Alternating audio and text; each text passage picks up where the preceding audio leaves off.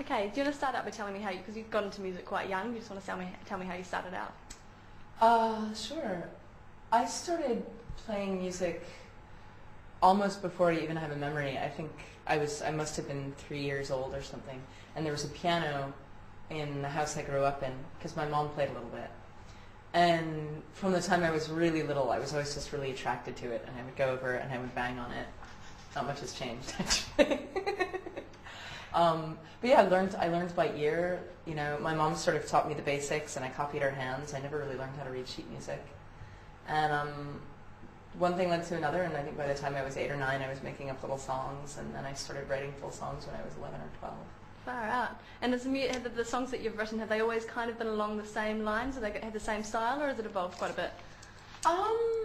You know, I think I could probably divide my songs into two categories. They're the really, really poppy ones that I think, especially when I was a teenager, I was really ashamed to write because I thought they were, you know, too stupid or too mainstream or something.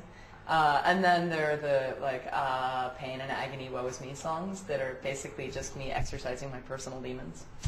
And then there's some stuff in between, but it's interesting. I mean, I grew up on really pop music. I grew up on ABBA and Fleetwood Mac and the Beatles and the Beach Boys, and you know, even though my music is a little left of center, like my roots are really, really fundamentally pop. And so it's interesting. There's, you know, you combine that with the music that I got into later in life, which was the darker stuff like The Cure and Depeche Mode and, you know, Nick Cave and Tom Waits and the sort of more performance cabaret stuff. And you mix them, and that's basically a good way of describing the music. It's like that sort of weird gray area between really, you know, it's like where rock and musical theater sort of, you know, live and pop all sort of meet in this Bermuda Triangle. And is it all those bands that inspire you, or what else inspires you in life to write your music? You know, I think it's been an interesting evolution as people ask me what inspires me to write, because I never used to think about it, and the more people ask me and I find myself thinking about it, I think I'm forced to come up with an answer. I think one of the things that's always really inspired me to write is like the challenge of being honest and dealing with emotions in music that aren't that you predictably wouldn't expect a songwriter to necessarily deal with, especially in a certain format.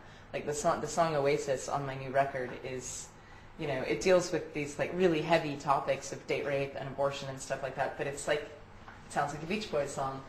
And I think, you know, I'm constantly challenging myself to say, like, what are you feeling? And especially if I'm conflicted about something, are you afraid to write about it? And if you're afraid to write about it, you probably should write about it. And I think that's also why people are really attracted to the music, is because, you know, I've had countless people come up to me and say, you managed to put words to something that I've thought a million times or that I've felt but could never really place. And that's, I mean, way beyond me. That's like the beautiful thing about art and about music. It doesn't have to be music. It can be anything. It could be a film. It could be a painting. It could be a sculpture. But it's something that manages to manifest something that you can't just sit down and say over coffee. Absolutely. So eliciting emotions from people that maybe they wouldn't normally be tapping into.